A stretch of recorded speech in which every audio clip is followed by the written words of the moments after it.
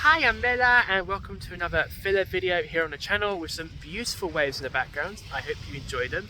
And yes, I have sunburn on my face, don't ask about that. Or you can, leave a comment down below and I might tell you how I got that. You can probably guess, but also all comments are good comments on this channel, unless they're hate and I can laugh at you and delete them. But anyway, please like, comment, subscribe, and computing stuff. Let's get into discussions about remakes. Are there too many of them? Especially when we talk about remasters, and pretty much nowadays, I'm sure if you've seen the gaming calendar, it's almost like every week there's a new remaster of some sort coming out, whether it's an old game or a port. We all know what they are. So many new releases have been remasters, and then there's also talks of remakes as well. At the time of this video, there have been rumours of like Persona 4 remake, which is expected to be announced in June, probably at Summer Games Fest.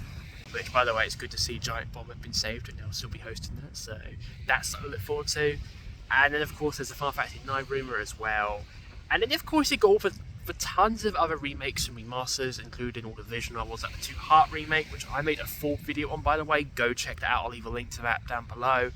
Because 2 Heart remake, I've got thoughts on that as well, which I think it's worth explaining first that there is a difference between remakes and remasters, or a third category, which is more what I guess called reimagining. So remakes, you build in the game from the ground up, from the very beginning, for new hardware, for PS4, other modern platforms. Well, PS4, there's no reason to get a PS5 still, but PS4, Persona 4 Reload, oh god, Persona 3 Reload, and Persona 4 Rewind, or whatever else it's called, because that's expected.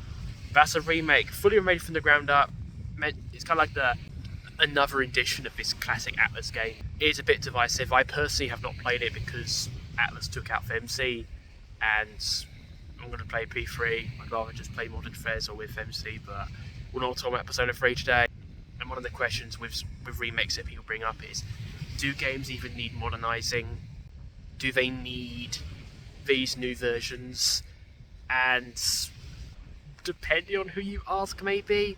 There's a lot to talk about in remakes, and there's also remasters, but I need to go back to explaining the rest of them. So remasters, obviously just bring a game to new platforms. Case in point, Persona 4 Golden, not Persona 3 Golden, Persona 4 Golden. I got that correct. And let's just bring a game to new platforms, pretty much keeping any questionable stuff in it for the most part. And then you finally got reimagining, which is kind of what's called the halfway house, where yeah, you can remake a game, but it's so different that it's essentially its own thing. Like Final Fantasy VII remake and that Resident Trilogy. East Memories of Celceta, which is a definitive remake of 2 alternative East adaptations of the same game back in the 1990s, developed by different companies. It's got its own little history, but it was the definitive canon version by Falcom, and they did call it a reimagining. That's not as common though. My personal view is if you're going to do a remake or a remaster, that does change the answer a lot. And I think Persona 4 is a good example to talk about this debate a bit. So, with remakes, you rebuild it from the ground up, you can really tailor the games with things like a global release in mind, and localizations and stuff. You can bring that in from the very beginning, and obviously you can redesign the games for modern audiences, or... oh god, I've got to talk about that. I've got to talk about that phrase, modern audiences, as well, because some people will just use that to be bigoted shits, which you've got to get to. But redesign it to be more accessible to a modern audience, and for people, that's what they need, especially when it comes to disabilities and stuff like that. And I'll criticise Modern Sony for a lot of things, but they've been trailblazers for accessibility in gaming, and we need more accessibility in gaming. So things like being able to redesign games and incorporate accessibility aids like colorblind mode and compatibility with adaptive controllers in from the very beginning. That is awesome. We need that. That is a valid reason to remake a game that you wouldn't be able to do with a remaster. And also for remasters as well, they're often cheaper and quicker to do, and they can draw in new fans, and often will help fund newer games and also new entries in popular series. So remakes can have a purpose, and Persona 4 as well, as I mentioned, that's a bit more of a... When I covered it in my original video, in my retrospective on the channel did a few years ago, one of the things I mentioned in that video was a bit about the discourse stuff. So if you know Persona 4, you'll know about the discourse stuff and the questionable LGBT stuff, especially with Kanji and Naoto's roots. And What I said there was, given this is a remaster, that I was fine with this being in here, but if Atlas were to remake the game, I would expect them to change it. And this is another reason why I'd want to remake a game, specifically to address aspects of a game's story or characterizations that haven't aged well. I think of another example where I've been playing through Sakura Taisen, the original 1986 version, not the PS4 reboot. And one of the things I remember from that game that would absolutely get taken out, even for a remaster, because sometimes you've got to take things out in remasters, is the fact that one of the characters that dies early in the game, they have a swastika on their face. And now they are not anything associated with what that symbol now means nowadays. I'm not going to say it, but if you know, you know. But that would get changed because that alone would get the game potentially banned in Germany, and that's like one of the biggest European markets for video games. So that would get changed, and even for remasters, that would get edited out. Remakes, they would definitely remove that. It's these kind of things that you'd make stuff, and when you talk about these things, you're going to get people, especially, well, there are a certain subset of gamers, in other words, fascists, who will be like, oh, they're making games for a non-existent modern audience, which in other words is a far-right dog whistle for people they perceive to be left-wing or progressive, but in reality people are just indifferent one way or the other. And obviously there's going to be people in these marginalised groups and allies that are going to be upset at harmful representation, which is another whole can of worms, and they are legitimate things. Like, we get consultants for that, specifically to reduce those controversies. And the reality is that gaming is it's got such a broad audience now that consultancy is now a thriving industry for video games. People are going to go in and they're going to do it. So if you're remaking a video game, you're going to have this stuff. And at this point, that is one reason to remake games. But the other question is, like, do all games need remakes? And I think this really does depend on the game.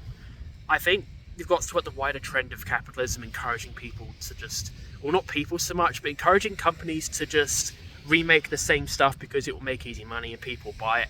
We also try to rely on selling nostalgia because of modern life being generally quite despairing in so many ways. Part of that's also intentional with things like stress fatigue or bad news and stuff, with like Donald Trump says hi, so people are understandably going to despair and get sucked into nostalgia because that's when things seem better, and that includes playing old games.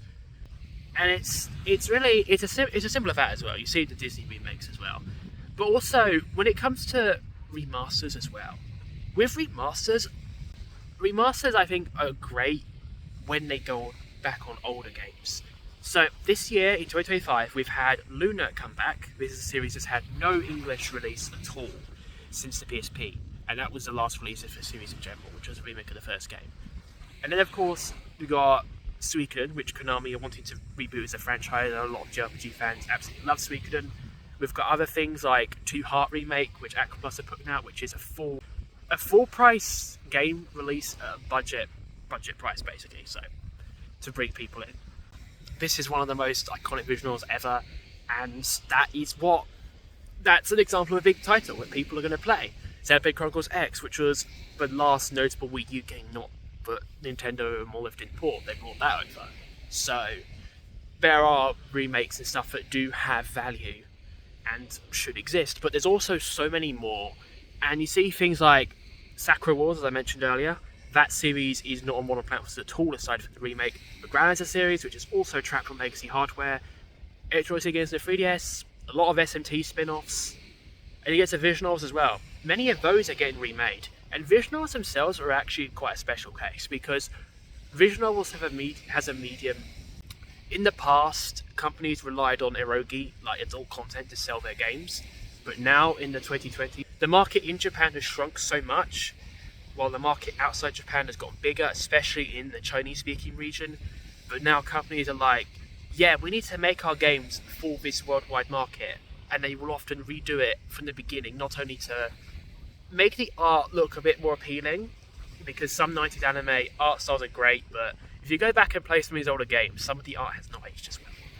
But also from a technical level, bringing back old PC games can be an absolute fucking nightmare compared to a console golf. It's just easier to just remake the whole thing. And then of course, rewriting the games to remove adult content. It's a whole different kettle of fish. Like this year we've got Da Capo remake, that's kind of later this year, and Da Capo is an iconic Bishoujo game, and it was also one of the main games for localizations, and their translations back here when they released the Capo and a bunch of the earlier releases were known to be quite questionable, so the Capo remake is a chance to have the game released in a better form. Visual arts in Key, almost all Key games are now available outside of Japan in English officially. There's a couple of exceptions. The oldest exception at this point is Good Rafter, which is a sequel to The Roots in Little Busters, and I'm pretty sure we'll get that in Angel Beats. Like, they're taking this really seriously, and Divisionals especially, remasters and remakes. I'm generally more supportive of them compared to RPGs because it's so different. And it hasn't been oversaturated yet, but I think from a Japanese perspective, because they've already had the games for so long, and some of them are often very dormant as well, I think they're going to not be as happy, especially when a lot of the IP is dormant and the companies behind them have already largely moved on from before. Yeah, the Erogi fanbase will get very upset at these things, and but they are a minority. And, you know, it's a different kettle of fish. Other things with RPGs compared to visual novels is like a lot of the RPGs are just easier to access and play or be emulated compared to visual novels. It's really interesting to compare them, but generally I think the fatigue is more with RPGs rather than visual novels, because with visual novels we didn't get a lot of the classics before, whereas RPGs we have. And even with RPGs, there are still quite a lot of games, and as I mentioned before, there are still so many Japanese exclusive games that we never got. And I've been doing the fan translation series for a while now on the channel. Thanks, by the way, because it's been very popular compared to all the other videos. And one of the things of that series that I've noticed is that so many of the games are just trapped in company vaults. Companies just don't want to do anything with them. Because they won't make as much money as some of the other stuff, they instead just let them rot and just release the same stuff again. That's where the remaster and remake fatigue comes from, because a lot of them is just companies remaking and remastering the same stuff instead of going back for this other dormant IP. I think if companies really went out their way to remaster more of their dormant and less popular IP, I believe that there would be less backlash regarding remakes. This is why people with Persona 4 and Final Fantasy 9 are like, do we need them? Because you can already play them. And there's so many other Square games. Even if you go on the PS1 and the SNES, there are so many Square Enix games that you can play via fan translations that they never localized back in the day. Why don't you bring more of those over? Live a Life, for example. Nintendo requested Square Enix to remake that for the Switch, and that's exactly what SE did. They remade it, and it's done pretty well on the Switch. So that's a good example of a remake. But just because you can remake something doesn't mean you should. I think for people, like, if you don't like remakes, just remember the original version will always exist. Even if companies don't make them legally available to purchase anymore, looking at you Act Plus and all your Leaf stuff, companies, like, you can still play them. You can still appreciate what they are. And if remakes do come out, maybe they'll be the definitive version, maybe they won't be. Usually they will be, but if not, that's fine, because nothing will ever take away from the old one. And I think that's really important to remember, and just in general, like,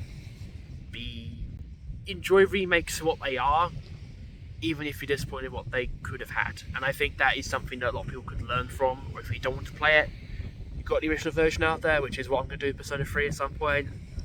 It's going to be interesting, and I think as more time goes on, we're going to see more companies in general be like, okay, we've actually remade this stuff, let's just go back to our older IP. And we'll see that. Just after this, my phone died, so instead of ending the video abruptly, here's some relaxing waves while I just say thank you for listening to this filler video. I'll hopefully have some more normal videos up again soon. Anyway, let me know your thoughts on remakes for JRPGs and visual novels and anything else in the comments down below. Thank you so much, everybody. Have a lovely day. Please like, comment, subscribe, algorithm boosting stuff, etc. Thank you so much. Bye bye.